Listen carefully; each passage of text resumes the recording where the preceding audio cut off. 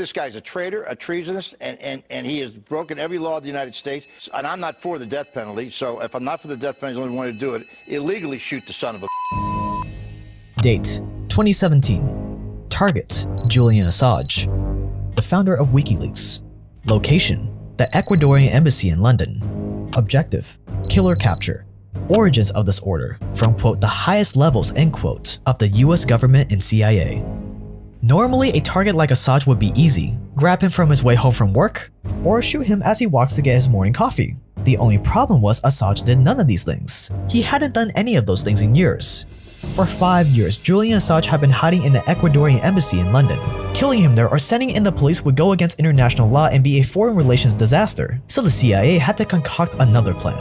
First, they discussed secretly kidnapping him from the embassy and bringing him back to America. But that would make it too obvious America broke the law, so they changed tactics. Kidnap him, turn him over to the British, that way no one would know who was behind it then, right? But then there was still the chance he wouldn't get extradited back to the US if the British police got him. Eventually, they got so desperate that they had no choice. They discussed the unthinkable. Did the CIA plot and plan to kill Julian Assange? Well, unthinkable for everyone else, very thinkable for the CIA. Going against every international law, they contemplated assassinating Julian Assange in the embassy where he lived. Poison, snipers, sending in assassins, nothing was off the table. But then came another variable the US didn't plan for: the Russians. Realizing the CIA would want to get rid of Assange, they decided to do the opposite. They would help him escape to Mother Russia.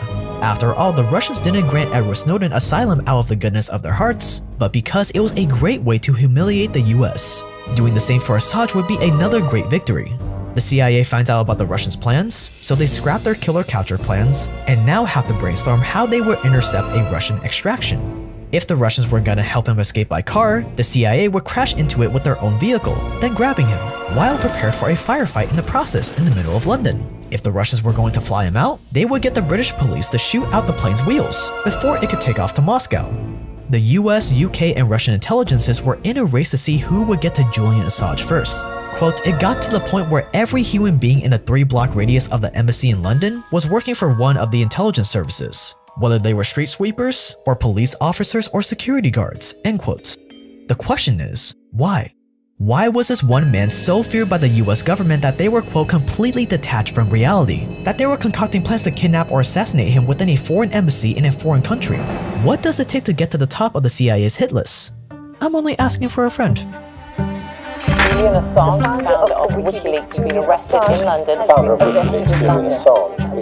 London police have arrested WikiLeaks founder Julian Assange. Here you can see him being dragged out of the Ecuadorian embassy by British police. Even if you're not on a killer capture list and you're not doing anything illegal, having all your browsing history logged and linked to you by your internet provider so it's available to governments and hackers is probably not a good idea. That's where private internet access comes in, or PIA. Private internet access is the world's leading no-log VPN provider. A VPN, or virtual private network, basically reroutes all your internet traffic through VPN servers all over the world. This makes sure your IP address is completely hidden, and it allows for some cool hacks like watching geo-restricted Netflix content. PIA is ridiculously easy to use, has over 30 million downloads with 24/7 live customer support, and it's at an extremely affordable price point. It's recommended in Forbes, PC Magazine, Lifehacker, and more, and it's today's video sponsor. Here's how it works. You sign up and download the PIA app on your phone or laptop. Once you open up the app, you can switch your location to almost anywhere in the world, and boom, you're protected and you can access geo-restricted content on streaming platforms like Netflix. Simply go to a site like unogs.com, search for a movie you want, see what countries it's available in, connect to one of those countries in the VPN, hit refresh, and there you go. And for a limited time, private internet access is giving you guys 2 years plus 3 months free for just $2.08 a month, with a 30-day money-back guarantee so you have nothing to lose. So protect yourself by pausing the video and clicking the link in the video description below to claim this very affordable offer right now.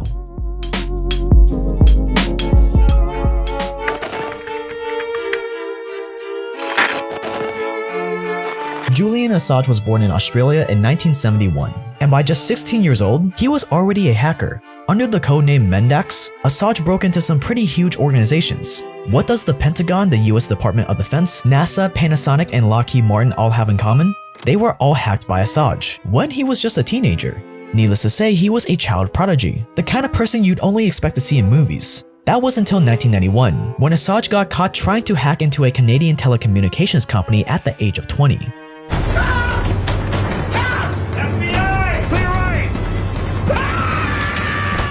He spent 2 years in jail and was released in 1993 on good behavior, after agreeing to use his skills to help the Australian police. From then on, he led a pretty quiet life. He took some classes at the University of Melbourne, and then in 1999, he registers the domain leaks.org. But this domain will remain unused for another 7 years until 2006, when he started the organization that would make him one of the most feared men by almost every global superpower.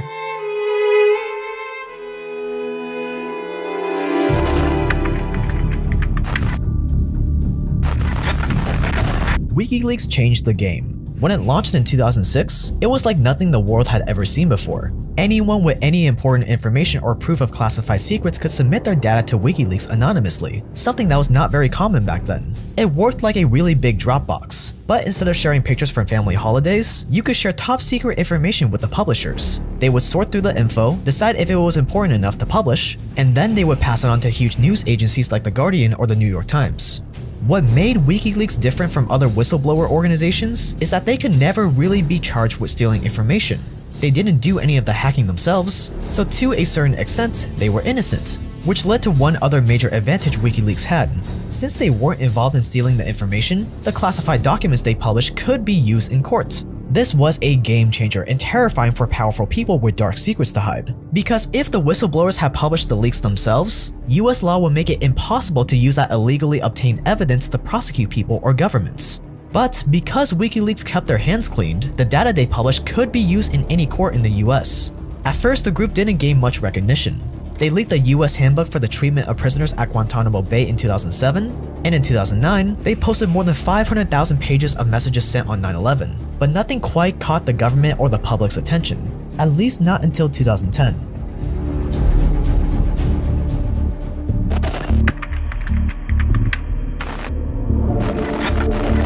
In April 2010, WikiLeaks releases this video. It's a simple, low-quality video from an Apache helicopter involved in a Baghdad airstrike on July 12, 2007. Parts of the video unfortunately have to be censored for the YouTube algorithm. It's available uncensored if you want to search for it yourself.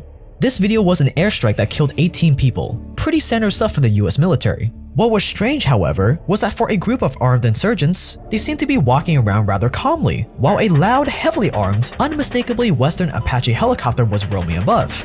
But rest assured, the US military promised us that, quote, "There is no question that coalition forces were clearly engaged in combat operations against a hostile force."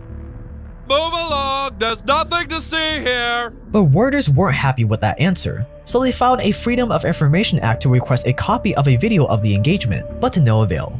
That was until the encrypted footage made its way to WikiLeaks. They decrypted it, titled the video Collateral Murder, published it, and this is what it revealed. These were not enemy insurgents, hostile forces that the US military shot up, but two unarmed photographers for the news agency Reuters, Namir Noor Eldin and his driver Sahid Chama. The pilots mistook their cameras for weapons, and a myriad of other casualties that didn't have any weapons or seemed to be hostile at all. The US military just tried to cover up friendly fire on journalists, and almost instantly, the video was spread to every newspaper and online publication around the world. Of course, our top story this morning, the White House blasting the release of over 90,000 U.S. military records on the war in Afghanistan. WikiLeaks.org, a whistleblower website, has published what it says are nearly 92,000 official U.S. documents of raw data on the deaths and casualties collected over the past 6 years. The WikiLeaks website released nearly 400,000 secret U.S. files on the Iraq war late today. It was the largest leak of classified U.S. files in history. Everyone came to know the name WikiLeaks and Julian Assange. Everyone, including the US government. And they were not happy. The Pentagon called WikiLeaks a national security threat. The person who leaked the video, Chelsea Manning, got caught, not because of WikiLeaks. She was arrested for leaking the video and thousands of other classified documents to the organization. They tried to block off WikiLeaks' funding, but the organization just moved to Bitcoin. But at the end of the day, they couldn't arrest Assange for publishing the video since he had no involvement in stealing it.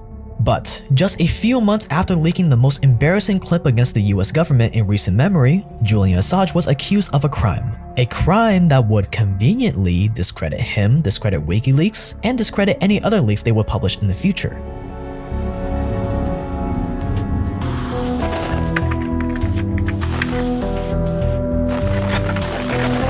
August 2010, Julian Assange visited Sweden to get support for WikiLeaks. After the collateral murder video, he was obviously not comfortable with what the US would do as revenge, and he hoped Sweden would offer him and WikiLeaks some protection. Except 3 months later, Swedish police issued an arrest warrant for Assange. They accused him of sexually assaulting 2 women on his visit to Sweden. By the time the warrant came out, he was in the United Kingdom. Even though Assange gave himself up to the British police in December, he still insisted that he was innocent, and he was released on bail.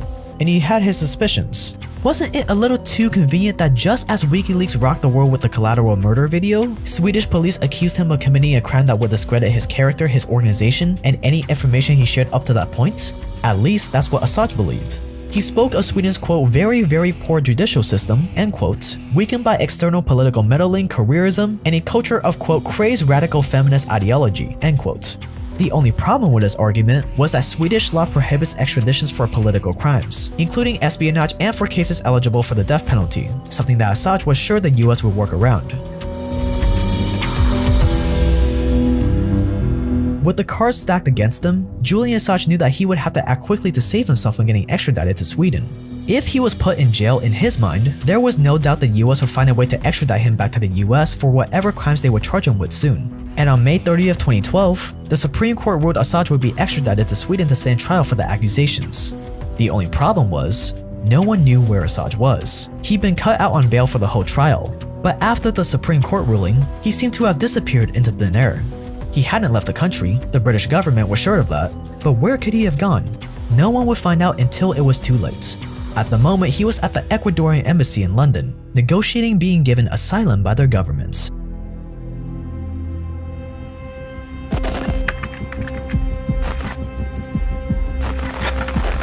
On August 16, 2012, the Foreign Minister of Ecuador announced that Julian Assange had been given asylum at the Ecuadorian embassy in London. We trust that the United Kingdom will offer as soon as possible the guarantee for the safe passage for this asylum of Mr. Assange, and that they will respect those international agreements that they have signed in the past and that they have always respected. A tiny office in the embassy was converted into a studio, with a bed, shower, treadmill, kitchenette, and computer. If he had guests, they'd visit him in his little studio. His lawyers, therapists, and even a personal trainer had to make do with the small space. If he ever stepped foot outside the embassy, British police officers were front and center, ready to arrest him on the spot for skipping bail. And he would stay trapped in that embassy for 5 years before WikiLeaks released their most damaging data dump yet, all at the cost of the US government's dignity.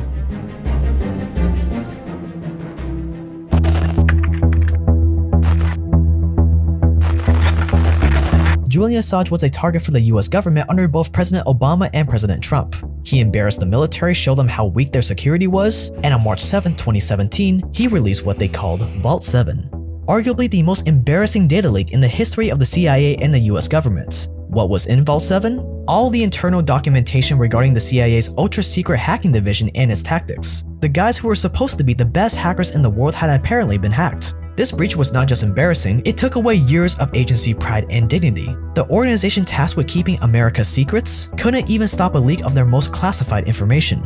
Vault 7 had it all.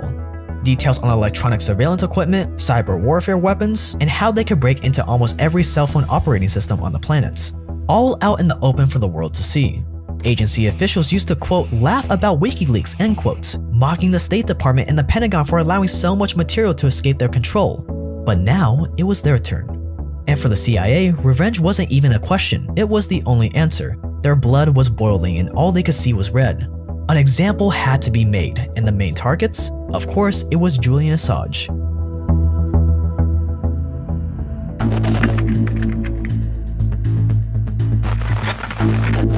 On April 13, 2017, the CIA director at the time, Mike Pompeo, was on a warpath. Less than 5 weeks after Vault 7's publication, Director Pompeo made his new stance very clear. WikiLeaks was now a full-blown, non-state hostile intelligence service and a direct enemy of the United States. WikiLeaks walks like a hostile intelligence service and talks like a hostile intelligence service, and has encouraged its followers to find jobs at the CIA in order to obtain intelligence. It's time to call out WikiLeaks for what it really is. A non-state hostile intelligence service often abetted by state actors like Russia. This new classification was bureaucratic speak that now justified the use of offensive measures against this non-state hostile intelligence service. The fight was on, and according to Mike Pompeo, there were no rules. After his speech, he gave CIA officers the order to figure out the, quote, art of the possible, end quote. He said, quote, nothing's off limits. Don't self-censor yourself. I need operational ideas from you. I'll worry about the lawyers in Washington, end quote. Which led to all the insane plans we talked about at the start of this video. Despite all the planning though, their plans never went forward because their lawyers said it would be a bad idea. And it wasn't because they thought let's not kill a guy who hasn't even been proven guilty of the crime. No, they didn't do it because the lawyers in Washington said it wasn't a good idea.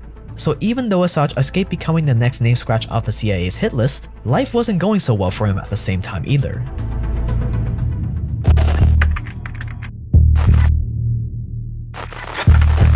Spending more than 6 years as a guest in someone's house seems like a bit much, so it wasn't totally surprising when the Ecuadorians finally started getting tired of Assange in 2018. Apparently, he refused to clean up after his cat Michi, also known as the embassy cat, and started getting on the nerves of the Ecuadorian government by posting damaging information about the new Ecuadorian president, Lenin Moreno, on WikiLeaks. At least you can't say WikiLeaks is biased. Exposing your host and leaving your cat's poop all over the place doesn't seem like the best way to stay in someone's good graces. So in July 2018, President Moreno said he wanted Assange out as soon as it was safe for him to leave. In October that same year, Assange tried suing the Ecuadorian government for cutting his internet access and threatening to turn him over to the UK police. Pretty odd, and things only went downhill from there. It turns out that UC Global, the company the embassy paid to keep Assange safe, had been spying on him for US intelligence all along. The same company the embassy paid more than $5 million to over the last 7 years. Assange had become more trouble than he was worth, and the embassy was about to cut him off.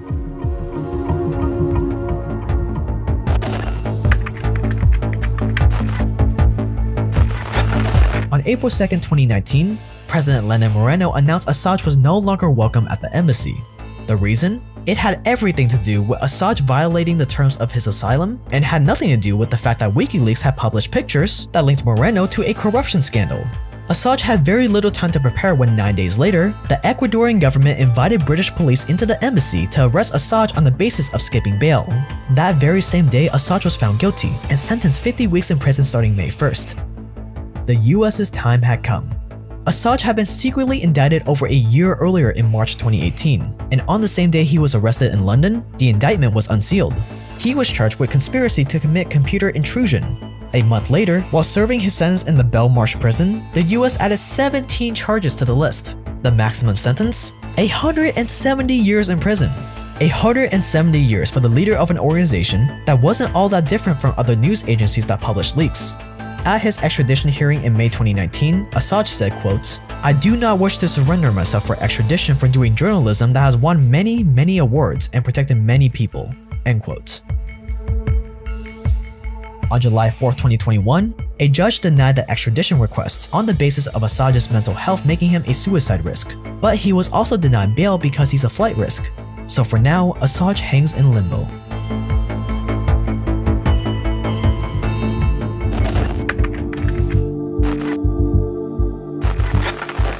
Julian Assange is currently still in Belmarsh prison at the time of recording this video. If he's extradited, he faces solitary confinement in a supermax prison, 170 years in prison for someone who did the same job as most journalists out there.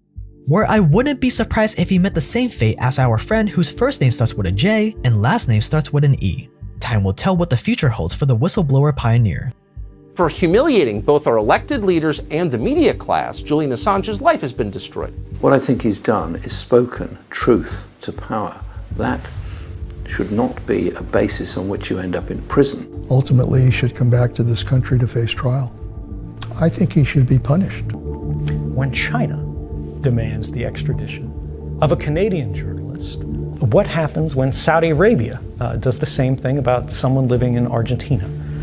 We are setting a precedent right now.